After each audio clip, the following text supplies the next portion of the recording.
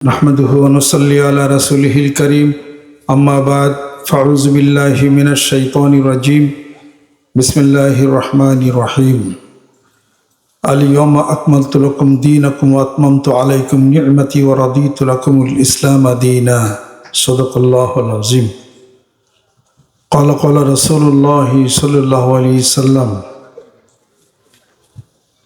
लैसा शदीदु बिस्सुरा इन्नमा शदीदुल्लज़ी यमलिकु नफ्सहु इंदल ग़ज़ब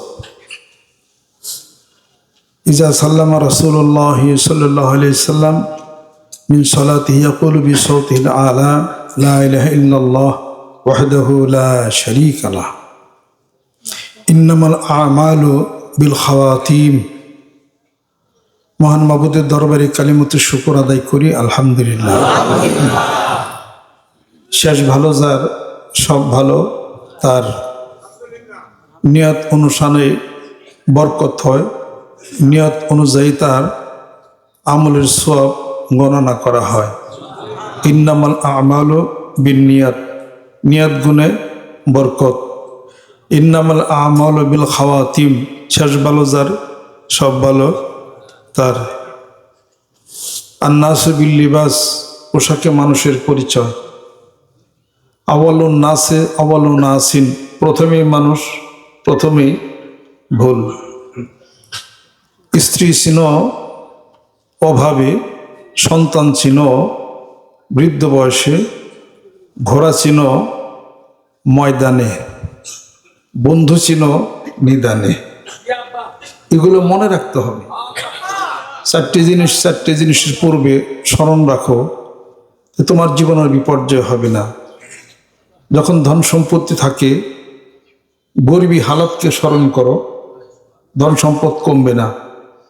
যখন সুস্থ থাকো অসুস্থতার কথা চিন্তা করো, অসুস্থ হইবেই না। যখন যৌবন থাকে বৃদ্ধ বয়সের কথা চিন্তা করো, যৌবন হারাবে না। সুবহানাল্লাহ। জীবিত থাকো মৃত্যুর কথা চিন্তা করো, মৃত্যুর সময় তুমি হাসি মুখে মরণ তোমার হবে। হাসিবু কাবলা আন তুহাসাবু মুতু কাবলা আন তামুতু। এগুলো জীবন গঠনের খুব সূক্ষ্ম হলো কথা। ধীর অথচ মন্থর গতি উইন্স দ্য রেস, বিজয় লাভ করবে। আর তানি বলে অজরাতে আল আকুল ইয়াসুন ইজাহু বিবাজলে মালিহি। বিজ্ঞ ব্যক্তি টাকার দিকে তাকায় না, টাকা ব্যয় করে হলেও সম্মান রক্ষা করে। আর শেষরা মানুষ যারা চারটা কিল খেবার রাজি, টাকা ছাড়বার রাজি না। কিলেস টাকা দেব না। আল আকুল ইয়াসুন ইজাহু বিবাজলে মালিহি আদিকুল ফসিহ মিন বাইজাতে ইয়াসিহ। এটা হলো কামা জা ফিন নওয়াদির ওয়াল আমসাল। এগুলোর প্রবাদ বাক্যের কথা। 9 পাতায় 6 মণ না, 6 পাতায় 9 মণ, 9 পাতায় হলো 6 মণ, তামাকের হিসাব। এক হাত অন্তর কি জানি প্রবাদটা, 10 হাত অন্তর 1 হাত খাই। কলা রুয়েও তুমি চাষি ভাই, কলা রুয়ে না কেটো পাত, তাতেই কাপড় তাতেই ভাত। আমি কলা গাছ লাগাইছিলাম, এই প্রবাদ সামনে রেখে মনে করলাম যেটা একটা কথা হলো, 10 হাত পর একটা করে কলা গাছ জমে এত ফাঁক, মাঝখান তো 2-3 করে লাগাইছি। কলা ভালো হয় নাই। ওয়ালাইকুম আসসালাম। বসে মিষ্টি না ওটা? ও, শীতের মধ্যে গলা বিষ। কালিয়াতে হয়, কালিয়াতে দেয়। জি ভিডিও হইতেছে মানুষ চেন। ইন্দুরটির দই। সুবহানাল্লাহ। মুকুল কেমন আছেন? মুকুল না, এটা এত দূর থেকে আইছেন না? অনেক মানুষ আসছেন সম্মানিত, আমাকে যারা ভালোবাসেন, আমি যাদেরকে ভালোবাসি, ভালোবাসার তা আমি আসছেন। ভালোবাসা না থাকলে এত আসা হয়তো না। হ্যাঁ, আমাদের টাঙ্গাইল জেলার যারা সভাপতি আজকে আবার তবারকের ব্যবস্থা করছে, আলহামদুলিল্লাহ। আপনারা খাইয়েন। আমার কাছে তো রোজার দিনের মতো লাগতেছে, রোজা মনে হয় কাছে গেছে।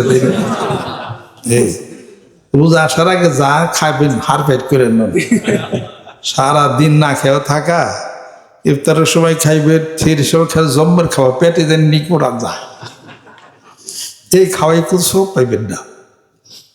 রোজার দিনে সাহেরি নিতে হয় হলো বরকতের জন্য, সুবহানাল্লাহ, বরকতের জন্য এটা নিতে হয়, এটা আর তো কিছু না। রমজানের মুবারকের আগে একটি মাস আছে, যে মাসের নাম হলো শাবান মাস। শাবান মাসের অর্ধেক, তার মানে 14 তারিখ দিবাগত রাত, তাহলে পরের দিন 15 তারিখ হয়ে গেল।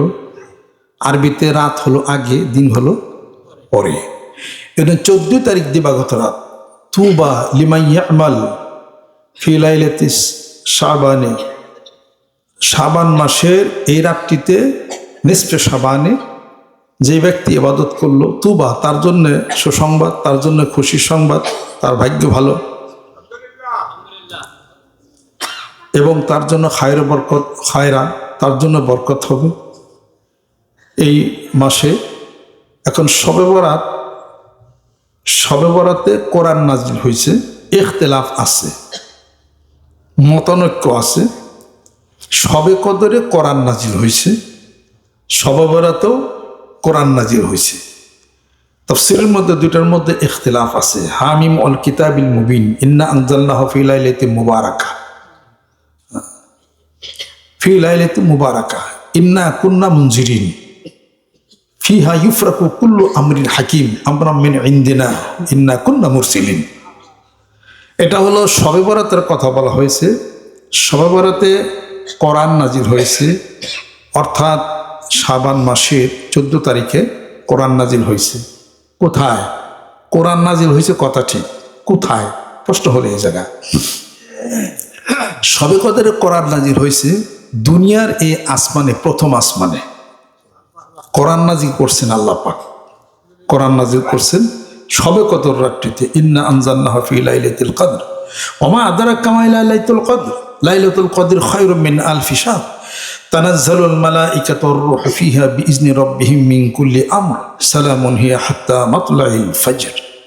শবে কদরে এই রাতটিতে আল্লাহ পাক কোরআন নাজিল করেছেন দুনিয়ার এই প্রথম আসমানে।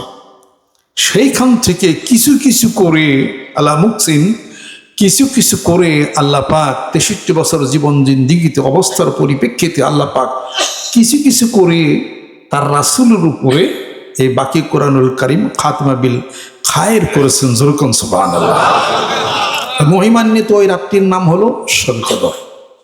তবে শবে বরাতেও কোরআন নাজিল হয়েছে, দুটা নিয়ে ওলামাদের মধ্যে ইখতিলাফ রয়ে গেছে। সমাধান এইভাবে করছে ফাকাইফাত তাতফিক, এভাবে করেছেন যে শবে বরাতে কোরআন নাজিল হয়েছে বাল হুয়া কুরআনুম মাজিদুন ফি লাউহিম মাহফুজ, লোহে মাহফুজে, ঊর্ধ্ব জগতে আল্লাহ পাক সে কোরআন নাজিল করেছেন। সেইখান থেকে আল্লাহ পাক কোরআন নাজিল করেছেন শবে কদর রাতটিতে প্রথম আসমানে। সেখান থেকে আল্লাহ পাক হামিম ওয়াল কুরআনিল হাকিম, সেখান থেকে আলিফ লাম রা কিতাবুন আনজালনাহু ইলাইকা লিতুখরিজান নাস মিনাজ যুলুমাতি ইলান নূর, সেখান থেকে আল্লাহ পাক তার রাসূলের উপরে কোরআন নাজিল করেছেন কিছু কিছু করে 63 বছর জীবনে। যেরকম সুবহানাল্লাহ, কয়বার? 3 বার। সুবহানাল্লাহ। কোরআন নাজিল হয়েছে শবে বরাতে, সেই আল্লাহ পাক সেই বরকতটা বিলি বন্টন করে শবে কদর রাতটিতে সব বিলি বন্টন হয়েছে, নাজিল হয়েছে। তার বরকত নিয়ে বরকতের বিলি বন্টন হয়েছে শবে কদরের ভাগ্যের রজনীতে। যেরকম সুবহানাল্লাহ, শবে বরাত এটাও ভাগ্যের রজনী। এই সম্পর্ক হাদিস শরীফ রয়ে গেছে। অনেকে বলে হাদিস শরীফে নাই, এ নামাজ কয় রাকাত পড়ে। আমার বক্তব্য ইউটিউবে যাচ্ছে, ঠিক আছে তো? ইউটিউবে যাচ্ছে, তিরমিজি শরীফের মধ্যে আসছে। তবে নামাজের এই কায়দায় নামাজ পড়বেন, এই ধরনের কোনো হুকুম হাদিস শরীফে নেই, এই ধরনের কোনো হুকুম নাই। আপনি যত ইবাদত বন্দেগী চালিয়ে যেতে পারেন, নফল নামাজ সারা রাত্রি ভরে পড়েন, কোরআন শরীফ তেলাওয়াত করেন, এই কায়দায় নামাজ পড়তেই হবে, এইটাকে জানা লাজিম মনে করা এটা ঠিক না। কোনো ব্যক্তি যদি সূরা দুই রাকাতে 4 রাকাত নামাজ, 3 4 12 রাকাত নামাজ পড়েছেন এবং হাদিস শরীফে রয়ে গেছে তিরমিজি শরীফের মধ্যে যে প্রথম 2 রাকাতে 4 রাকাতে সূরা ফাতিহার সাথে সূরা ইখলাস 10 বার, পরে 2 রাকাতে 4 রাকাতে সূরা ফাতিহার সাথে সূরা ইখলাস 25 বার, তারপরে 2 রাকাতে 4 রাকাতে সূরা ফাতিহার সাথে সূরা ইখলাস হলো 50 বার। 50 বছর সুগিরে গুনাহ আল্লাহ পাক মাফ করবেন। পড়তেই হবে তা না, কথা কি বুঝে পারছি? পরে বরকত আছে, না পড়লে সমস্যা নাই, কিন্তু পড়তে হবে। আমি জমতাছি করতেছি পইরা গেলাম, কিন্তু আমাকে 50 বার সূরা ইখলাস পড়তে আবার হবে, এ ধরনের কোনো বাধ্যবাধকতা নাই। আপনি কোরআন শরীফ পড়লেন, কোরআন শরীফ এক পাতা পড়লেন না, নামাজ পড়তে যে সারা রাতটি কাবার করলেন, আবার ভুল হয় কিনা, আবার কোনো মানুষকে দেখছি আবার ওই যে খড়ি আছে না, খড়ি যাবা পাটখড়ি, এগুলো আবার ভেঙে ভেঙে লয় কিছু, এই 20 বার হয়েছে সূরা ইখলাস, 30 বার হয়েছে, এক কাঠিতে 10 বার করে আর কি, এলে করে নামাজ হইবনি। শবে বরাত না কিছু বাড়াবাড়ি আছে, এটা ইসলাম আদৌ অনুমোদন করে না। পটকা ফুটান, বাজি ফুটান, দিয়াবাতি, আমরা ছোটকালে দিয়াবাতি করতাম, এরকম সমস্ত ওই মোমবাতি টমবাতি ধরে আছে, তখন তার বুঝতাম না মাছ আলা কি। নানির বাড়িতে সব একদম আলো টলো সহ্য করে, তারপর হালুয়া টোলা দিয়ে রুটি মুটি খাইয়া কি অবস্থা। আদৌ জানতাম না যে কেন হালুয়া রুটি, এটার কোনো দলিল কোনো খুঁজে পাই নাই। ওই সবাই করতো, আমরাও করতাম, এটার নাম দিয়াবাতি। শবে বরাত মানে দিয়াবাতি, এটা হালুয়া রুটি খাইতেই হবে। এখন যেমন আর কি বুঝলাম যে না, আসলে এটার কোনো শরীয়তের কোনো হিসাবপত্র নাই। কিন্তু যদি কেউ এভাবে নামাজ পড়ে, কোরআন শরীফ পড়েন, 2 রাকাত পড়লেন, 4 রাকাত পড়লেন, অসুবিধা কি? নফল নামাজ তো 2 রাকাত করেই হয়। তা আপনি 2 রাকাত করে নফল নামাজ 20 রাকাত পড়েন, 50 রাকাত পড়েন, অসুবিধা নেই। 4 রাকাত পড়েন, অসুবিধা নেই। কোরআন শরীফ পড়লেন, তাসবিহ তাহলিল করলেন। কিন্তু শবে বরাতের এই রাতকে নিয়ে বাধ্যবাধকতার কোনো আমল, কোনো হিসাবপত্র নাই, এটা ঠিক। কিন্তু যদি কেউ পড়ে, তিরমিজি শরীফের মধ্যে আসছে, তার সে সওয়াব পাবে। সুবহানাল্লাহ।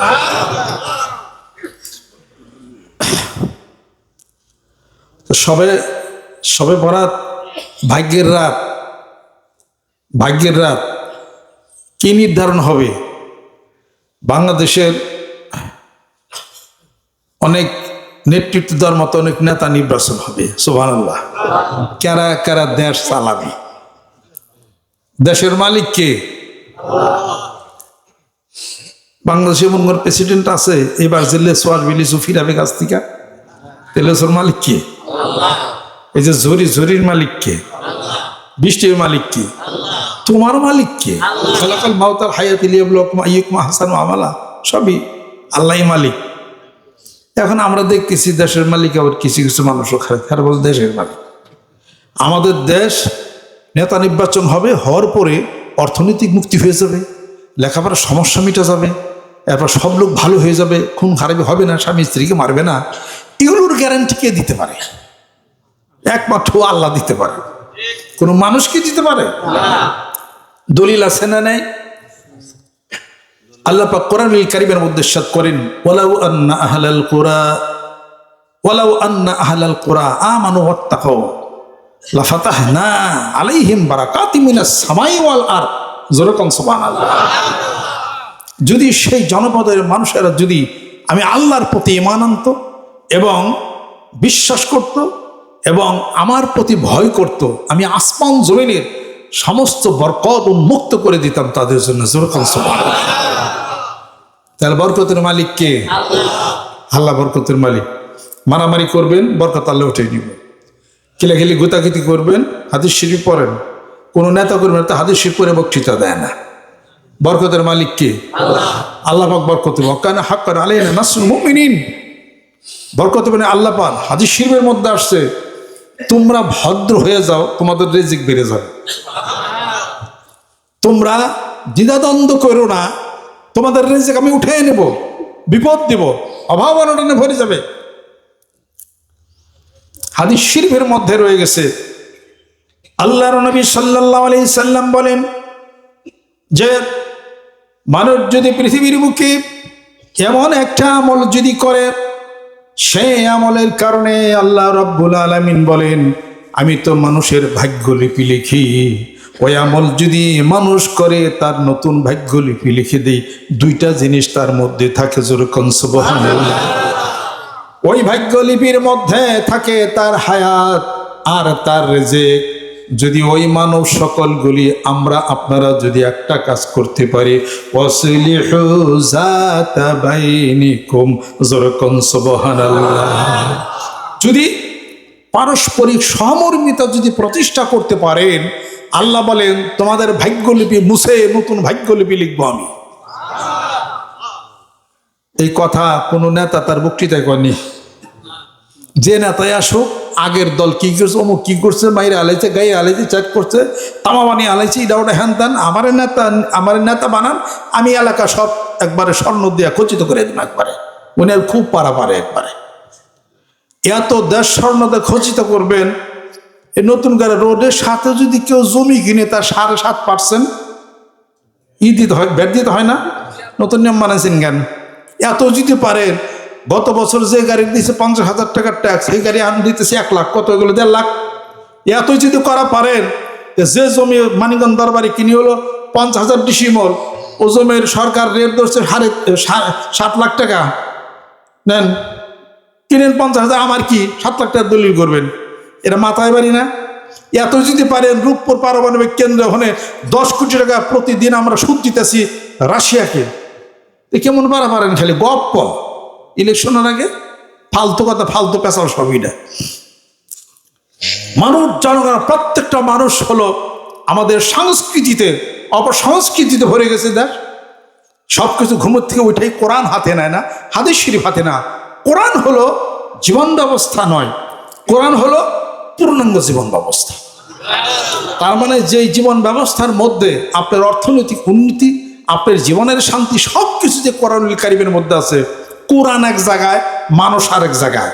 জীবন চলবো কি? জীবন তো খাদে চলে যাবে, জীবন খাদে যাবে, মানুষ খাদে যাবে, স্বামী খাদে যাবে, স্ত্রী খাদে যাবে, দেশ পয়সা খাদে যাবে। আজকে বাংলাদেশ গরিব না ধনী? দাম বাংলাদেশ ধনী, আমরা মনে হলো গরিব, মনে আমরা কেউ ফকির, আমরা মনে আমরা কেউ মিসকিন। আমরা বিদেশের মানচিত্রে আমাদেরকে জানে বাঙালি না, আমাকে দামই দেয় না, করি না। আমেরিকান এম্বাসিতে দাঁড়াইছিলাম আমি ইন্টারভিউর জন্য আর কি। আমরা একটা দেশের একটা ফিগার, হ্যাঁ, ওর ইন্টারভিউতে লাগে দিন একেবারে কি কতবার যে চুরি করে আমি ধরা পড়ছি, ডাকাতি কইরা একেবারে অপরাধী আমরা। ওরা সঙ্গে যাবে হয়েছি যে লিখি ইন্টারভিউ এমনি নিয়ে আসছে, এমন করে চায়, আবার গ্লাস দিছে, আবার এমন কাগজ দেয়, কি দিন নাগে দেয়, মানে বম ফটে বলতো, বম ফটে পেতে ওই ওয়াল দেথ মানে বাঙালি মানে ভিত্ত চাকর আসছে এরা, আমরা ইচ্ছা করলে দিতে পারি, নাহলে নাও দিতে পারি। ওয়াসা বাঙালি যা চুল ভালাবেন নিয়া ওই আমেরিকা, বাংলাদেশ তো আমেরিকার মানুষ বাংলাদেশে মিনতে খাটাইতে পারে। এই পদ্মায় যমুনার মধ্যে যে বালি আছে, ওই বালি বিক্রি করলে 1000 বছর বাংলাদেশ চলবে। যেই নিয়ম আমি যদি ফলো করি, ওই নিয়ম ফলো করলে এখনো বাংলাদেশ আমাদের দেশে মিনতি খাটবে। যদি সেই ফর্মুলা আপনারা যদি শোনেন, আমি তো রাজনীতি করি না, সমস্যা হলো আমার এক জায়গায়, সে ফর্মুলা আমার আছে, ফর্মুলা খাটাইতে গেলে আমাকে সংসদে কথা বলতে হবে। এই জন্য আমাকে ভোটের মাধ্যমে নির্বাচিত হয়ে এমপি হয়ে ওখানে আমাকে যাইতে হবে। তা আমি তার রাজনীতি করি না, আমি তার রাজনীতির বক্তৃতা আমাকে দিতে গেলে আমি বক্তৃতায় কি দেবো তা জানেন? আমি দিব হলো, আজকে আমি আপনাদের সম্মুখে জনগণ যারা আছেন, এলাকাবাসী, সম্মানিত শ্রদ্ধেয়, আপনারা জানেন আমি একটা এই মার্কার অধীনে আমি এক নির্বাচন করার জন্য এমপিতে দাঁড়াইছি। অতীতে যিনি এমপি ছিলেন, এলাকার অনেক উন্নতি, অনেক ভালো তিনি করছেন, সুন্দর ছিলেন কার্যকলাপ, উনিও লোক অত্যন্ত ভালো। একবার আমাকে ভোট দিয়ে দেখতে পারেন যে আমি আপনাদের এলাকাতে কতটুকু কাজ করতে পারি। এটা কি রাজনীতি হয়েছে? এটা কোনো রাজনীতি হয় না। তার মানে কারোর ভালো তো বলা যাবে না, বলতে হবে আগের যে ছিল নাম্বার 1 সুর ছিল, এই এলাকা সর্বনাশ করছে, এলাকা শেষ করে ফেলাইছে, আমারে ভোট দেন, আমি এলাকা তাও মানে হালাও। এটা হলো রাজনীতির বক্তৃতা, 3 মিনিটে মাঠ গরম। আমার তো মাঠ গরমের বক্তৃতা জানি না, আমরা তো জানি হলো মানবতার কথা জানি, সম্মানের কথা জানি, শ্রদ্ধার কথা জানি, জিকিরের কথা জানি। আব্বা তখন ওই যে ইয়া ইয়া ইয়া দাঁড়াইছিলেন বক্তব্য, কান গেল গান কি, আব্বা দাঁড়াইছিলেন হলো ইলেকশনে। ইসাক রহমতুল্লাহ দাঁড়াইতে বলছিলেন ইলেকশনে। ইসাক রহমতুল্লাহ আব্বার পীর ইলেকশনে দাঁড়াইতে বলছিলেন। উনি তো সোজা মানুষ, ব্যারিস্টার সাহেব নির্বাচন করতে হবে। কয় আমি নির্বাচন, আমি তো রাজনীতি বুঝি না। কয় আপনি কইলে হইবে, মানুষ সব হইয়া যাইবে এককালে, মাইক দইরা আপনি ভোট চাইবেন। হ্যাঁ, ভোট দিলে আপনি নির্বাচিত হয়ে যাবেন। কয়ে ভোট চাইলি কবে হয়তো বিড়ি দেওয়ার লাগে, বিস্কুট খাওয়ার লাগে, কত কিছু করার লাগে। এটা কয় হ্যাঁ খারান আল্লাহ দেখতে। আব্বা ইলেকশনে খারাইছে, খারার পরে জায়গায় জায়গায় যখন ওয়াজ করার লাগে, ওই জায়গায় জনসভা, এই জনসভার মধ্যে জিকির করো, নামাজ, মুড়ি দাও, অমুক টমুক হ্যান তন। জনগণকে ধর উনি আবার কিসের ওয়াজ শুরু করে দিচ্ছে, উনি একটা ভোটের কথা কব। কয় ভাই আমি একটা ভোট চাইলাম, পারলে দাও, না পারলে না দাও। আমার পিঠে খারাপের কইছে তো আমি কেউ দুর্নাম করা হারি না, আমার পারলে একটা ভোট দিও তোমরা খুশি হইয়া। সারাইয়া বোধ ইয়ের মধ্যে মনে 300 ভোট পাইছিল। ফেলের তো একটা লাইন আছে, আব্বা কাল ফেলের কাছে হতে যাই পারি না। তখন আমাদের দেশে হলো বঙ্গবন্ধু করলেন যে ইলেকশন করে আওয়ামী লীগের, তা আব্বা খারাইছিলেন এমএনএ ইলেকশন। আবার বলছে দেবেন্দ্র কলেজের যে ছাত্র ছিল ওই যে কি জানি, আরে না, বেনজির তার ওই যে আব্দুল লতিফ, এরা আরো জানি কারা কারা আসছিল। কয় স্যার আপনি ইলেকশনের মধ্যে আইসেন কেন স্যার? আর কইও না, আমার পীরে হুকুম দিছে তো খারাইছি, পারলে দেও ভোট, না পারলে না দাও। কয় স্যার মাফ চাই, আপনি এগুলো কি শুরু করছেন? কয় দাও আমি তোমাকে খারাপ করি না, তোমরা তো আমার ছাত্রই, আমার পীরের হুকুম হুনার লাগবো। আবার এটা আমি আর বক্তৃতা দিয়া যাও, পারলে ভোট দিও, না পারলে না দিও। আমার ফেল করলো সই, পাস করলো সই। কয় স্যার পাস তো করবেনই না। কয় তা তুমি ভালোই জানি। পরে বেঞ্জোর আর কয়জনই মিলে কয় স্যার দেশের পরিস্থিতি ভালো না, কারণ মুসলিমের উপরে মানুষ হলো খেপা, আপনার তো বাতেনের ছিল তখন নাগরপুরে বেঞ্জির টেঞ্জির এরা ছিল। পরে শেষে ওনারা আবার আব্বারে আলাপ আলোচনা করে এই গোলাকান্দা নানি বেড়ে এখানে আবার দেওয়া যায়। আমরা তো ওই বাড়িতে আব্বা সহকারে ওই বাড়িতেই থাকতাম আমরা। আর মুক্তি বাহিনীরা আমার নানির বাড়িতে সব থাকতো, অস্ত্র টস্ত্র নিয়ে। সবাই জানতো যে আব্বা আছে আর কি, আর মিলিটারির সাথে গোলাগুলি করতো আর কি। হেঁটু কত করে স্যার আপনি বাইরে না, সমস্যা, আপনি বাড়ির ভিতরে থাকেন। আমি হারা দিন ওই যে এলএমজি টেলিমজি আছে না, ওগুলো ধরতাম আইতাম, গুলি টুলি দেখতাম আর কি। এই আচ্ছা আব্বা মার কাছে কত কয় পীরের হুকুম হই নাই, কি দেখ পড়ছে বেগাই দা আবার মাইসে আবার কি কইতেছে। না কয় মারে, কই হ্যাঁ না যা মারি বুদ্ধি দিছে কারণ ইলেকশনে খারাপ না। কয় কই হলে তো পীরের হাত ধরতে পীরের দিতে বুদ্ধি। ইলেকশন হয়ে যায়, হেরা মহাসমারোহে ফিল্ড ডিভিশনে পাস হয়ে পরে ইসাক রহমতুল্লাহ কাছে গেছেন। উনি জিজ্ঞাসা করছেন, কয় ব্যারিস্টার সাহেব নির্বাচনের খবর কি, পাস করছেন? কয় ওদের পাস তো করি নাই, ফেল নিয়ে আমার সমস্যা তাড়াতাড়ি হয়েছে। কয় আল্লাহ তো দেখছে, হ্যাঁ আপনি পাস। গোলাকান্দা নানি বাড়ি গেছে, আমার নানা জিজ্ঞাসা করছে, কয় ইলেকশনের খবর কিনে জামাই? আমার মানলাম তো হ্যাঁ না, খবর ভাল্লা কত হুই নাই না কি। হ্যাঁ সে কইছে আমার ডানের কাছে, কয় ফেল করছে। হা সম্মানটা নষ্ট হইল আমার জামাই পাস করলো না। এই অবস্থা হলো কারবার। আমি আপনাদের ক্ষেত্রে তারস করতে চাই, আমাকে রাজনীতি চলবো না। কারণ মানুষের আমরা খারাপ বলতে পারি না, যার যেটুকু ভালো ওটুকু আমরা বলি, সুবহানাল্লাহ। আর আমাকে ওই টাকা দিলেই টাকা দিলেই টাকা না দিলেই না, বিশ্ববিদ্যালয় হ্যান ত্যান, টাকায় তো বিক্রি হবে না, ওটা তো হবে না আমাদের। এটা কারণ যা বলবো সত্যই বলবো। এই আর ওই পেঁয়াজগ্রস্ত বিশ্ববিদ্যালয় তো গিলি সিলিন্ডার কান্দন লাগে, আমরা সব জানি। পলিটিক্যাল সায়েন্সের ছাত্র আমি, ঢাকা বিশ্ববিদ্যালয়। আমার বাংলাদেশের রাজনীতি শিখাই যাবো কারা, কোন ফিলার আনেন আমরা সামনে দিই। ও যদি আবার শিখাই যেতে পারে, তার তার ছাত্র আমি হবো ইনশাআল্লাহ তাআলা। এগুলো যাই না বুঝাই পিরিগিরিতে নামছি, কথা ঠিক আছে? আপনাদের খেদমত আমার আরজ, এখনো আমরা এটা কোনো কেরামতি না, কোনো কিছু না, বাইসা বাইসা বইলে দিতে পারি কোনটার পরে কোনটা, কোনটার পরে কি হবে। এটা তো কেরামতি না, এটা হলো আইকিউ। এটা কি হবে, কি পর কেমনি কি হবে, বিষয় বৃত্তান্ত, আল্লাহর ফয়সালা কেমনি কি আসবে, এটা কোরআনের কথা। এটাকে আমি বলি এটা ইজা আরাদনা ওয়া ইজা আরাদনা আন্নুহলিকা কারিয়াতান আমারাল মুত্তাফিহা ফাফাসাকু ফিহা ফাহাক্কা আলাইহাল কওলু ফাদাম্মারনাহা তাদমীরা ওয়ালাউলা দাফুল্লাহি নাস বা'দাহুম বিবাদিন লাফাসাদাতিল আরদু ওয়ালাকিন্নাল্লাহা যু ফাদলিন আলাল আলামিন। এগুলো কোরআনের কথা। এটা পশ্চাদে টানিছো যারে, সে তোমারে পশ্চাদেই টানিছে, পায়ের তলার ধুলি কেউ যদি কেউ পদাঘাত করে নিমিষে প্রতিশোধ নেয় তার অতিশীর ওপরে। আল্লাহ পাক বলেন, আমি যখন কোনো জাতিকে কোনো দলকে যখন নিষ্পেষিত করতে চাই, আমি তখন ওই দলের বড় বড় মানুষদেরকে বলি তোমরা সমাজে ভালো কাজ করার হুকুম করো, নিজেরা ভালো কাজ করো। তা করে না, তার উল্টাটা করে। অতঃপর এই দলকে এবং ওই জনগোষ্ঠীকে আল্লাহ পাক বলেন আমি মাটির সাথে নিষ্পেষিত করে দিই। আর তোমরা জেনে রাখো, এক দল আরেক দলের উপর আমি প্রাধান্য বিস্তার করে দেব।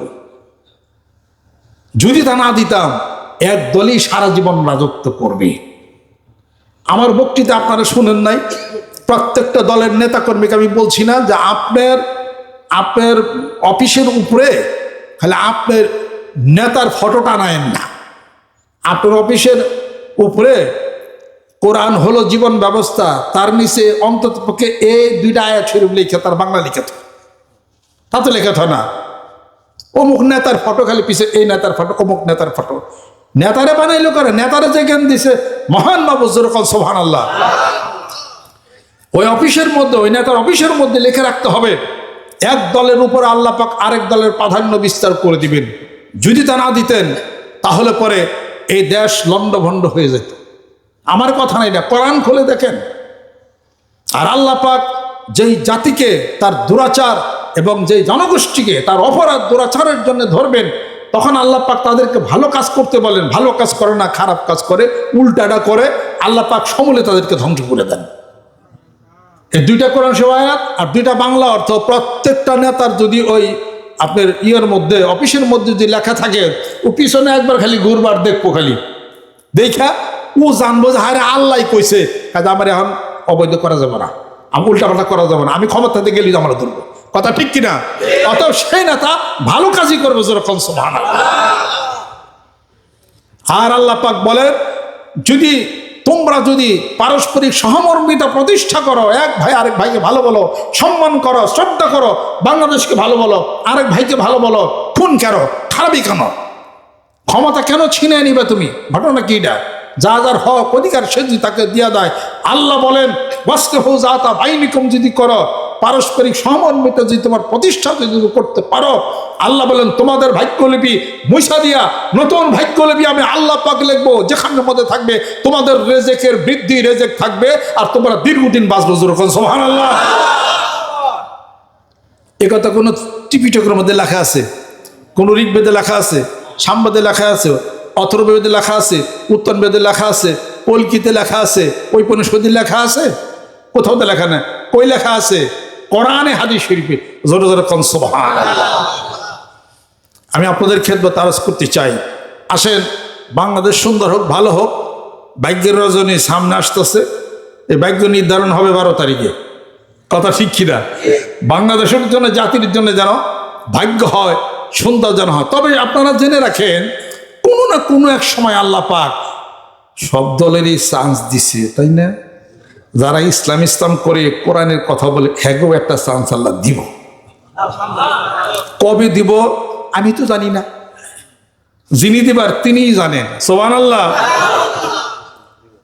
না, কোরআন নিয়ে যারা কথা বলে, কোরআন শরীফ না হাদিস শরীফ নিয়ে, কোরআন মাফিক জীবন চলবে, কোরআন মাফিক সমাজ চলবে, কোরআন মাফিক ব্যবস্থা হবে, এই কথা যারা মাঠে বইলা বইলা যারা আলেম আলামা হুজুর পিসাব সহকারে যারা কথা যারা বলতেছেন, আল্লাহ পাক তাদেরও একটা সুযোগ দিবেন। আল্লাহ পাক দেখবেন তোরা যখন কস তবে একটা সুযোগ দিচ্ছি, দেখি তোরা কদ্দূর পারস। কথা ঠিক কিনা? এই সুযোগ কবে হবে, কেমনে হবে আমি জানি না, আল্লাহ ভালো জানে। আল্লাহ পাক তার রাসূলকে বলেছেন তুমি বিশ্বাস, তুমি কারা আমি কারা। আল্লাহ পাক বলেছেন কুল মা কুনতু বিদআম মিনার রাসূলি মা আদরি মা ইফআলু বি ওয়ালা বিকুম। আল্লাহ পাক বলেন হে রাসূল আপনি বলেন আমি নতুন কোন রাসূল নই, আমার পূর্বে অনেক রাসূল গত হয়ে গেছে, আমি জানি না আমার আল্লাহ পাক হাসরের ময়দানে আমার সঙ্গে এবং তোমাদের সঙ্গে কি ব্যবহার আল্লাহ পাক করবেন। পিসাব কারণে এই জাতীয় নেতা কারা বলি এটা আল্লাহ ভালো জানেন যে কার সম্পর্কে কি হিসাবপত্র কি না। অতএব আল্লাহ পাক ভাগ্যের পরিবর্তন করেন, সুবহানাল্লাহ। এই বাংলাদেশে সবাই সুযোগ পাইছে, সব দল সুযোগ পাইছে, কথা ঠিক কিনা। টুপিওয়ালা দাড়িওয়ালা হুজুর যারা ইসলামের কথা বলে তারাই সুযোগটা পায় নাই। কেন পায় নাই আল্লাহও জানে, মানুষও কিছু জানে কায়দা। তার মানে কি হুজুররা তো গুতাগুতি ছাড়ে নাই। আল্লাহ পাক বলছেন ওয়াতাসিমু বিহাবলিল্লাহি জামিআ ওয়ালা তাফাররাকু, এক থাকো, এক থাকলো না, সব উল্টাপাল্টা হয়ে গেল। কে আগে ক্ষমতায় যাবে, কে প্রেসিডেন্ট, কে প্রধানমন্ত্রী, এটা ওটা হ্যান তার হয়ে। একতার শক্তি বেশি না প্রধানমন্ত্রী শক্তি বেশি? একতাই নাই, তার শক্তি হবে কোন জায়গার থেকে? হুজুররা পীর সাহেব আমরা যারা আছে আমরা একতা হইতে পারি নাই, একতা হমু আর একটা গুটা মার খাইয়ে, মোটামুটি কিছু গুটা মার খাইয়া কিছু একতা হয়েছে, বাদ বাকি একতা হবে আরো সামনে, আরো মায়, আরো গুতা। গুতার সুরে কাগজে লেখা কাফের কবি না, ওটাও বাদ দেওয়ার লাগবো, ভালো হয়ে যা। আরো মায়ের গুতার পরে তারপরে সে একতা হলে পরে আল ইত্তিহাদু কুওয়াতুন, শক্তি হবে, তখন হয়তো বা একটা সুযোগ আসতে পারে। একতা ছাড়া সুযোগ একটা ঠেলা আছে। যে পর্যন্ত নয় হুজুর পিসাব হুজুর ইসলামের কথা যারা বলে এক পতাকায় এক রশিতে ক্ষমতার দ্বন্দ্ব বাদ দিয়া আল্লাহ এবং আল্লাহর রাসূলের কোরআন এবং হাদিস শরীফকে নিয়ে তার নিজস্ব নেতৃত্ব দেবে, এইটাকে বাদ দিয়ে সাইয়্যিদুল কওমে খাদিমুহুম মনে করে যারা হবে, এই জনগণ মূল্যায়ন করবে, যেরকম সুবহানাল্লাহ। আজকে সাধারণ মানুষ জনগণ আজকে খারাপ কথা বলে হুজুরকে গালি কেন দেয়, পীর সাহেবকে আমাকে গালি কেন দেয়? আমরা তো মানুষের সাথে ব্যবহার আমরা জানি না, আমরা তো মানুষের সাথে সে কথা বলে আচরণ আমাদের নাই সেই জিনিসটা, আমরা তো জানি না। আমরা খালি চেয়ারের লোভ করি, কথা ঠিক কিনা? চেয়ারের লোভ না করে চেয়ারের মালিক যাচ্ছে তার লোভ করো, যেরকম সাইলের চিন্তা করো না, সাইলওয়ালার চিন্তা করো, আইসা যাবে, যেরকম সুবহানাল্লাহ। জাগো জাগো ইশারা ইঙ্গিত দিলাম, তারা মাঠ পর্যায়ে এই জীবন ভরে খেলে আমাকে খালি কোবাইলো কুড়াইল, কথা লক্ষ্য করছেন? কুড়াইলটা খালি কোবাইলো।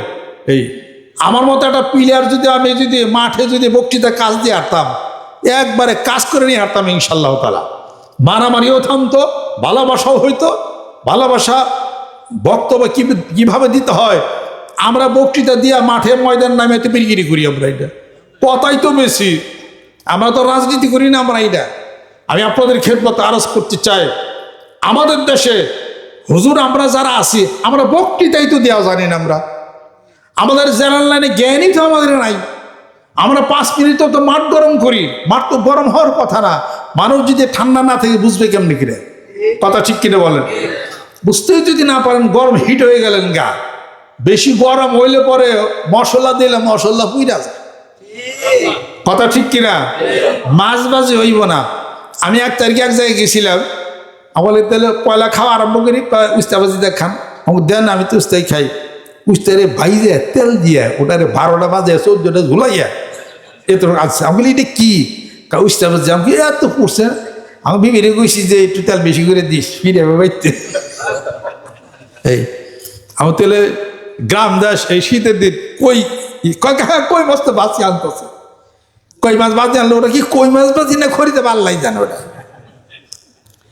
আমি এত এরকম কই মাছ বাজি বড় বড় কই ধরি, কই তো তালাশ করে পাইলাম না, ফ্রাই বানিয়ে হালাইছেন। কারণ বিবি কইছে যে কইটা একটু মশলা বেশি হয়ে গেছে, মানে তেলটা বেশি। পীর বাইতে হবে 8 বছর পরে পীর বাইতে হয়েছে, কই তেল মশলা আদা জিরা যা দিয়া ওটা ভাই যায়, ওরা দফা সাইরা তার অর্ডার আনছে, কই মাছ আসেনি। এমন বক্তৃতা মানুষ জনগণের বাইরা 3 মিনিটের মধ্যে মাঠ গরম করে একবার ক্ষমতা চলে গেছি কে, তো কোনো ব্যাপার নাই না। ভোটের কারবার কি, ও তুই হুসা হুজুর আপনি সিগারেটটা খান না, সিগারেট দিবেন না, তো অত সোজাই ভোট পাইবেন। গ্রামের মানুষ অন্তত 1 প্যাকেট সিগারেট দেও নি না, একটা টান দিব, 1 প্যাকেট দিবেন, নতুন টেয়া কয়টা দিবেন সেইটা 50 হুজুর, আপনি তো তবিলে খালি আপনার তবিলেই তো টেয়া দেয় আপনার। এটা বাংলাদেশের ভোটের কারবার, এটা আলাদা জিনিস। পীরগিরি আর ভোট এক না, পীরগিরি আর নির্বাচন এক না, পীরগিরি আর হলো এই বক্তৃতা, এগুলো কিন্তু আলাদা জিনিস। মানুষ কিন্তু অন্য জিনিস খায়।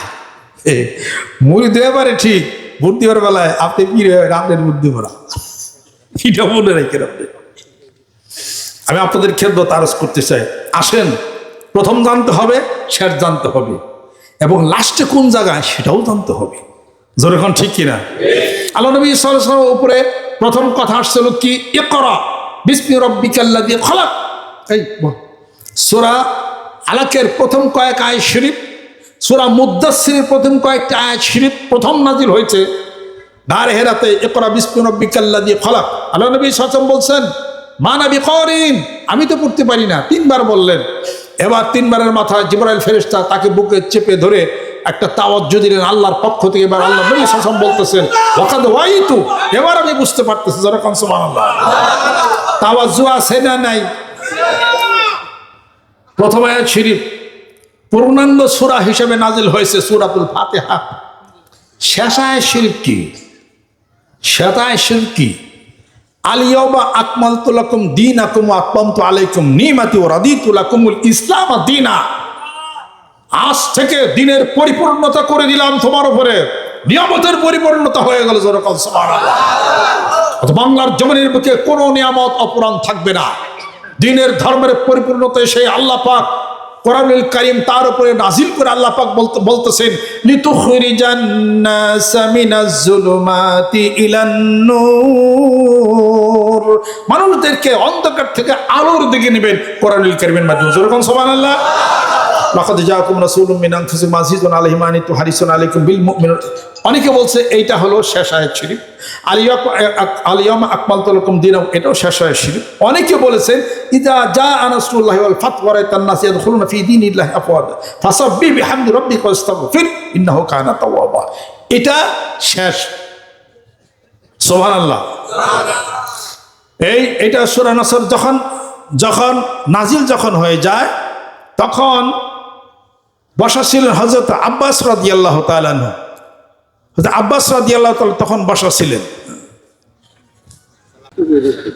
আল্লাহ পাকের দরবারে শুকরিয়া, আলহামদুলিল্লাহ। ছোট্ট একটা কথা বলে আমি শেষ করতেছি।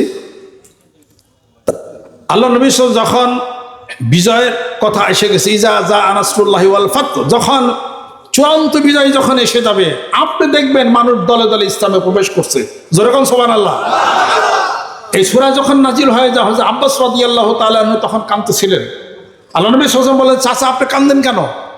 আব্বাস রাদিয়াল্লাহু তাআলা আনহু বলতেছেন, যে রাসূলুল্লাহ, আপনার মৃত্যুর সংবাদ দুনিয়া থেকে বিদায় হয়ে যাবেন, সেই কথাই এই সূরায় বলতেছেন। আল্লাহ নবী সাল্লাল্লাহু আলাইহি ওয়াসাল্লাম মাথাটা ঝুঁকাইলেন, বললেন, হ্যাঁ তাই হইতে পারে। সেই দিন থেকে আল্লাহ নবী সাল্লাল্লাহু আলাইহি ওয়াসাল্লাম আর যতদিন জীবিত ছিলেন দুনিয়াতে, আর তিনি কখনো মুখে আর হাসি তার ছিল না। আমি কেন কথা বলতেছি, এটা তার পরকালের চিন্তা, মৃত্যুর চিন্তা। আজ আল্লাহ পাক বলেন যে রসুল আপনি বলে দিন হাসরের ময়দানে আমি রসুলের সাথে কি ব্যবহার করা হবে আর তোমাদের সাথে কি ব্যবহার করা হবে আমি জানি না, মহান মাবুদই ভালো জানেন। অতএব বাংলাদেশ হলো মা, বাংলাদেশের মাটি মা, বাংলাদেশের পানি মা, বাংলাদেশের সব কিছু হলো মা তুল্য। এ বাংলাদেশকে সম্মান করি, বাংলাদেশকে শ্রদ্ধা করি। বাংলাদেশ ধনী, বাংলাদেশ সুন্দর, বাংলাদেশের প্রতি সকল দেশের লোভ রয়ে গেছে। আপনার ভৌগোলিক পরিবেশে বাংলাদেশ হলো পানি, হলো উজান থেকে ঢাল, হলো এদিকে সমস্ত স্বর্ণ রত্ন যাহা কিছু আছে সব হলো বাংলাদেশের মধ্যে আছে। জোরে কম সুবহানাল্লাহ। 7.5 কোটি বাঙালি, এখন হচ্ছে 18 কোটি বাঙালি।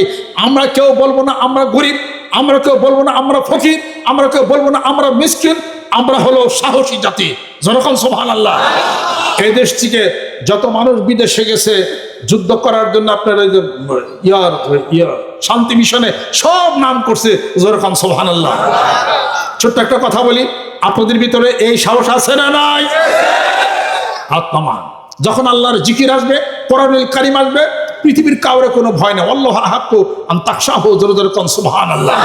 আল্লাহ পাক যেন সুন্দর করেন, ভালো করেন, সামনের ভবিষ্যৎ আরো সুন্দর হবে, ভালো হবে।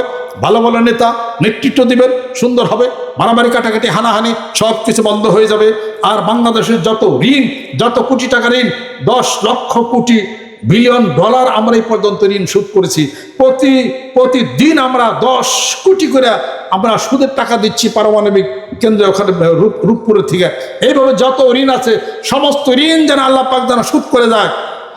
আর এই ঋণ সুদের জন্য দুটা কাজ করতে হবে: আল্লাহর জিকির, কোরআন শরীফ তেলাওয়াত, ওয়াসলিহু যাতা বাইনিকুম, পারস্পরিক সহমর্মিতা, সম্মান, শ্রদ্ধা, এবং আরব বিশ্বের সাথে যোগাযোগ যা বিচ্ছিন্ন হয়েছে আর পুরো প্রতিষ্ঠা করা, যেরকম সুবহানাল্লাহ। আন্নাল আবদা ইয়ারিসুহা ইবাদিয়াস সালিহুন, আল্লাহ পাক বলেন নেককার বান্দাদের জন্য গোটা বিশ্ব পৃথিবীর মাটির রাজত্ব আমি তাদেরকে দিছি, জোরে জোরে কোন সুবহানাল্লাহ। আজকে দেখেন ইরানকে দেখা আমেরিকা দৌড়িয়ে ফলে পারছে, কথা ঠিক কিনা? আরে 3টা মুসলিম রাষ্ট্রে একখান হইলে পরে সমস্ত পৃথিবীর সমস্ত দেশ ছাইরা দেমা। এই কথা আল্লাহ পাক কোরআনের মধ্যে আল্লাহ পাক বলছেন, আন্নাল আরদা ইয়ারিসুহা ইবাদিয়াস সালিহুন, যেরকম সুবহানাল্লাহ। অতএব আরব বিশ্বের সাথে কুয়েত, কাতার, আবুধাবি, ওমান, মাস্কট, সৌদি আরব, বাহরাইন, আরব বিশ্বের সাথে যখন যোগাযোগ হবে, লেনদেন হবে, চলাচল হবে, যাতায়াত হবে, তারা মনে করবে বাংলাদেশের মানুষ ইসলাম প্রিয়, কোরআন প্রিয়, বাংলাদেশের মানুষ আল্লাহ এবং আল্লাহ রাসূলকে ভয় করে। এই সুসম্পর্ক হয়ে গেলে ওই আরব দেশ যদি যারা দেয়, সুদ দেওয়া লাগবে না, যেরকম সুবহানাল্লাহ। আজকে আমেরিকা যত কোটি টাকাই দেয় সুদ নেয়, চায়না দিলেও সুদ নেয়, নেদারল্যান্ড দিলেও সুদ নেয়, জাইকা দিলেও সুদ নেয়, এরপর রাশিয়া দিলেও সুদ নেয়, সব দেশে খালি সুদ নেয়, কথা ঠিক কিনা? আরব বিশ্ব থেকে যা দিবে সুদ মুক্ত টাকা দিবে, যেরকম সুবহানাল্লাহ। এই জন্য পরবর্তী ক্ষেত্রে নেতৃত্বের মধ্যে যারা আসবে, তারা উলামাদেরকে সাথে নিয়ে তাদের পক্ষ থেকে আজকে প্লেনে যাবে, মন্ত্রী মিনিস্টাররাও যাবে, কথা ঠিক, কিন্তু হুজুরও তো যাবে। ওই হুজুর মাথায় টুপি দিয়া জুব্বা পরে যদি বাহরাইনে যায়, কাতারে যায়, তো কাতার আল্লাহ মনে করবে যে না, সরকারের পক্ষ থেকে হুজুরও আছে, মন নরম হইব কিনা, যেরকম নরম হইলেই কাম, নরম হইলে তাদেরকে বুঝাইতে হবে, লবিস্ট নিয়োগ করতে হবে আমাদের দেশের ওই হুজুরদেরকে, ওই সৌদি আরব, কুয়েত, কাতারে, তারা তাদেরকে বুঝাবে বাংলাদেশ সুন্দর ভালো, আমাদের দেশে বিনিয়োগ করে। এই বিনিয়োগের মধ্যে তারা কোনো সুদ দেবে না, তারা হয়তো লভ্যাংশ কিছু নেবে, একটা কোনো কিছু কথার উপরে, টাকার উপরে কোনো সুদ নেবে না, যেরকম সুবহানাল্লাহ। সেই ধরনের ভালোবাসা, সম্মান এবং শ্রদ্ধা দিয়ে সামনে আগাইতে পারি। আমি ওনার নাম শুনছি, ওনাকে ফটো আমি দেখছি আর কি, মানিকগঞ্জ উনি গেছিলেন। এদিক দিয়ে আমি অনেক আলাপ আলোচনা শুনছি, অনেক প্রশংসা ওনার পাশে। আমাদের সামনে যে আব্দুল সালাম পিন্টু সাহেব এখন উপস্থিত, আপনাদের সাথে হয়েছে নাকি, অতর্কিতে আসছেন, আমরা তো জানি না, আমি জানিও না। এই যাই কিছু হোক আর কি, দীর্ঘদিন ওনার সাথে মানুষের সাথে দেখা সাক্ষাৎটা সবাই যে থাকা অবস্থা, যে ওনার প্রতিনিধি এখানে আসছেন, আমাদের সাথে যোগাযোগ আছে সব। আল্লাহ পাক যেন ওনার জন্য ভালো করেন, সুন্দর করেন, সুস্বাস্থ্য এনায়েত করেন। আল্লাহ পাক সঠিক নেতৃত্ব আল্লাহ পাক দেওয়ার তৌফিক আল্লাহ পাক যেন এনায়েত করেন। এরপরে আরও যে সমস্ত দল যারা আছেন, যারা কোরআন মাফিক কথা বলেন, দেশে সুন্দর করতে চান, একটা সম্পর্ক করে আলাপ আলোচনা করে মারামারি কাটাকাটি বন্ধ হয়ে যাক, সুন্দর ছোট্ট একটা দেশ, সবাই মিলামিশা করি, যেরকম সুবহানাল্লাহ। তাতে আরব বিশ্ব আমাদের প্রতি সুন্দর ভালো থাকবেন, আল্লাহ যেন সুন্দর করেন, আল্লাহ পাক যেন ভালো করেন। ওনাকে ভালো বলি আমি জানি, এবং এলাকার বহু মানুষের সাক্ষ্য দিচ্ছেন উনি, মনের দিক থেকে ব্যক্তিগতভাবে মানুষ হিসাবে অনেক ভালো। এটা আমি সবার কাছ থেকে শুনছি, ভালো সুন্দর। আল্লাহ পাক সহি সালামত মতো আনছেন। আল্লাহ পাক এদেশের জন্য আল্লাহ পাক কিছু করার তৌফিক আল্লাহ পাক যেন এনায়েত করেন। এই আর উনি আপনাদের সামনে বোধ হয় দু একটা কথা হয়তো কিছু বলবেন, একটি পরিস্থিতির জন্য। জি জি জি, আর আপনাদের নিকট দোয়া চাবেন, আল্লাহ পাক ওনাকে সুস্থ রাখছেন, ভালো রাখছেন। আমি অবশ্য চিন্তা চেতনাও করি নাই আর কি, এখন ওই জুমার নামাজ পড়ছি তো এখানে হঠাৎ করি আর কি। আর আমিও টাঙ্গালির অধিবাসী, জামারকে পাকুল্লা, দেলদোয়ার, এই সমস্ত গেলে গুজ্জাবাড়ি ঘোরা, সেগুলো সব আমি চিনি, আমাদের আত্মীয় সদস্য হয়ে জায়গা। পরে আবার বসতি করছে হলো মানিকগঞ্জ যায় আর কি। আর এখানে ছোট্ট একটা জায়গা, এখানে আমি আসি বসি, তরিকতের কাজ হয়, এগুলো টাঙ্গালের মানুষ আর কি, বিভিন্ন জায়গার দেলদরে এলাকার আছে আর কি। তা আমরা একটা কাজ নিয়ে সুন্দর পরিবেশ বাংলাদেশে থাকে, সুন্দর হোক। আমি তো কোনো দল করি না, আমার কোনো রাজনৈতিক কোনো পরিস্থিতি আমার নাই। আমি মানবতার কথা বলি, সম্মান শ্রদ্ধার ভালোবাসার কথা বলি, এই দেশকে আমি ভালোবাসি, এটা হলো কথা। আমি কিন্তু ভারতের পক্ষে না, ভারতের দালালি করি না। বিপরীত মনে করি, আমি কিন্তু পাকিস্তানের দালালি করি না, আমি কোনো দেশের দালালি করি না। আমি এবং আমরা বাংলাদেশের হলো দালাল, শুধু দালালি না, পাক্কা দালাল। কথা ঠিক কেনা জনগণ? আমি আমার দেশকে ভালোবাসি, এই দেশের মাটি পানির সাথে মিশ্রিত আমার প্রেম, আমার আদর, আমার স্নেহ, আমার ভালোবাসা। আমার দেশকে নিয়েই হলো আমার যত জল্পনা, আমার যত কল্পনা। আমি এটাকে ভালো জানি। মুসলমান হিসেবে সকলে মিলেমিশে চললে ইনশাআল্লাহ তাআলা কেউ আমাদের পিছনে আর কোনো শত্রুতা কিছু করতে পারবে না ইনশাআল্লাহ। আল্লাহ পাক যেন ভালো করেন, আল্লাহ পাক যেন সুন্দর, আল্লাহ পাক ব্যবস্থা আল্লাহ পাক যেন করে নেন, রহমত করে নেন। আমরা খাতির সময় আরো একজন আসছেন, আমাদের মৌলানা আলিম সাহেব কারান্দি। জি জি জি জি জি জি আপনি সুমন নাগরপুর থেকে জাতীয় পার্টি। ও আচ্ছা আচ্ছা, উনিও দিলদার নাগরপুর থেকে পাই আর কি। আমি অবশ্য তো কাউ কত চিনিও না আর কি। সবার ভালো হোক, সুন্দর হোক, আল্লাহ পাক যেন এ দেশের সবাই সুনাগরিক, আমি এটাই আমি জানি। আল্লাহ পাক যেন কবুল করে নেন, রহমত করে নেন। আপনাদের সামনে থেকে দুইজনই দোয়া নেবেন, অসুবিধা নেই।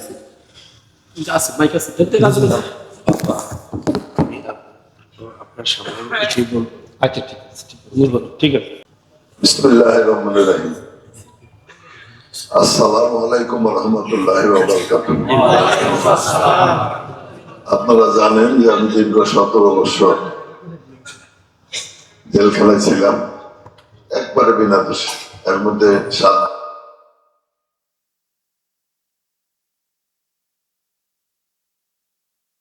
বছরের মধ্যে আমার পরিবারের সাথে, আমার মেয়েদের সাথে আমার দেখা করতে দেয়নি।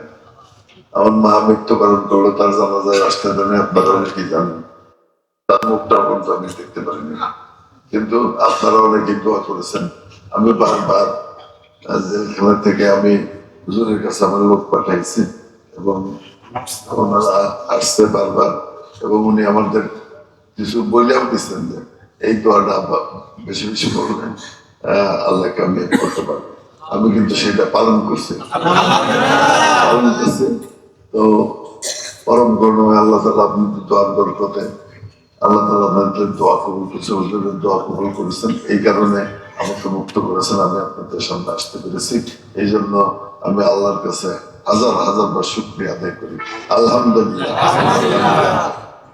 তো আমি জানেন আপনারা যে আমি যখন এমপি ছিলাম বা মন্ত্রী ছিলাম, আমি অন্যায়কে সমর্থন করিনি বা কোনো কারো কাছ থেকে পয়সা নিয়ে চাকরি দেওয়া বা কোনো কাজ করা আমি এগুলো করিনি। সততা এবং নিষ্ঠার সাথে আমি কাজ করার চেষ্টা করেছি। আপনারা অনেকেই জানেন আমার বাড়ি ঘর তালন করা কিছু নেই। তো পরম করুণাময় আল্লাহ তাআলার রহমতে আমি অনেক ভালো আছি, আমি মনে করি আর কি। তো আমি আপনাদেরকে বলবো, আমি আজকে আরো হুজুরের একটি কথায় আকৃষ্ট হলাম। যেমন আমাদের নেতা তারেক রহমান সাহেব বলেছেন, ইন্ডিয়াও আমরা মানি না, দিল্লিও আমরা মানি না, সবার আগে আমরা কাকে মানি? বাংলাদেশকে মানি। হুজুর সেই কথাটা বললেন, আমি আলহামদুলিল্লাহ, আমি অত্যন্ত নিজের অন্তর থেকে আমি খুব খুশি হয়েছি। হুজুরের কাছে আমি কৃতজ্ঞতা প্রকাশ করছি এবং আমি অনুরোধ করবো যে আগামী তারিখে আপনারা, আমি এখানে দাঁড়িয়েছি, আমার আরেকটা ছোট ভাই টাঙ্গাইলে দাঁড়িয়েছে, তাদের শেষ মার্কায় আপনারা আমাকে ভোট দেবেন, আমার ছোট ভাইকে ভোট দিবেন, তার জন্য দোয়া করবেন, আমার জন্য দোয়া করবেন। এটা আপনাদের কাছে অত্যন্ত বিনীতভাবে নিবেদন করি এবং বিশেষ করে হুজুরকে আমি বলবো যে আমার জন্য দোয়া করবেন, যাতে ভবিষ্যতে আমি আপনাদের সাথে চলতে পারি, থাকতে পারি এবং আল্লাহর পথে আমি কাজ করতে পারি। এই ব্যাপারে আমি আমার কথা শেষ করছি। আসসালামু আলাইকুম ওয়া রাহমাতুল্লাহি ওয়া বারাকাতুহু। আউযু বিল্লাহি মিনাশ শাইতানির রাজিম। বিসমিল্লাহির রহমানির রহিম। तौबा किया मैं सब बुरी बातों से और सब बुरे कामों से और बैत किया मैं ऊपर हाथ मोहम्मद मंजरुल इस्लाम सिद्दीकी खलीफा अलहाज हजरत मौलाना मोहम्मद अजहरुल इस्लाम सिद्दीकी साहिब के आई मेरे मौला इस तौबा और इस बयात कबूल फरमा अल्लाहुम्मा आमीन रब्बना आतिना फिद दुनिया हसना व फिल आखिरति हसना व किना अज़ाबान नार আল্লাহ জীবনের গুনাহগুলো তুমি মাফ করে দাও আল্লাহ তুমি মেহেরবান হয়ে যাও আল্লাহ সকলের সুস্বাস্থ্য তুমি এনায়েত করে দাও বেশি বেশি হায়াত তুমি বাড়াইয়া দাও সম্মানজনক মৃত্যু দিও আল্লাহ সম্মানজনক স্থানে সমাহিত করো আল্লাহ এই দেশকে কবুল করে নাও মারামারি কাটাকাটি হানাহানি রক্তপাত আল্লাহ তুমি বন্ধ করে দাও আল্লাহ এই জমিনের তুমি মালিক আকাশের তুমি মালিক এই জীবনেরও তুমি মালিক আল্লাহ আমাদের জীবনের জন্য মঙ্গল তুমি করে দাও সারা বিশ্বের মুসলমানদেরকে আল্লাহ তুমি কবুল করে নাও বসনিয়া হার্জেগোভিনাতে অত্যাচারিত হয়েছে আল্লাহ তাদেরকে মাফ করে দাও আল্লাহ ফিলিস্তিনের মুসলমানদেরকে তুমি হেফাজত করে নাও আল্লাহ যারা মুসলমানদেরকে নির্যাতন করতেছে আল্লাহ তুমি থামাইয়া দাও বাংলাদেশকে কবুল করে নাও আল্লাহ বাংলাদেশ একটা ধনী রাষ্ট্র হিসেবে কবুল করে নাও আল্লাহ শান্তি প্রতিষ্ঠা করে দাও আল্লাহ শান্তি প্রতিষ্ঠার লক্ষ্যে সুন্দর পরিবেশ প্রতিষ্ঠার লক্ষ্যে আল্লাহ বাংলাদেশের সঠিক নেতৃত্ব তুমি এনায়েত করে দাও আল্লাহ ভালো ভালো মানুষদেরকে দিয়া নেতৃত্ব দান করার তৌফিক তুমি এনায়েত করে দাও এই এলাকার যারা আছেন আল্লাহ কবুল করে নাও আল্লাহ আমাদের সামনে যিনি আছেন আল্লাহ বায়াত গ্রহণ করেছেন আল্লাহ আমাদের সাথে ভালোবাসা দিয়েছেন আল্লাহ তোমার সুন্নতের ইত্তেবা তিনি করেছেন মাথায় টুপি দিয়েছেন নামাজ পড়েছেন আল্লাহ কবুল করে নাও ওয়াফাবিদ আমরি ইলাল্লাহ ইন্নাল্লাহা বাসীরুম বিল ইবাদ সুবহান রাব্বিকা রাব্বিল ইজ্জাতি আম্মা ইয়াসিফুন বিহাক্কি কালিমায়ে তাইয়্যিব লা ইলাহা ইল্লাল্লাহ মুহাম্মাদুর রাসূলুল্লাহ সাল্লাল্লাহু আলাইহি ওয়াসাল্লাম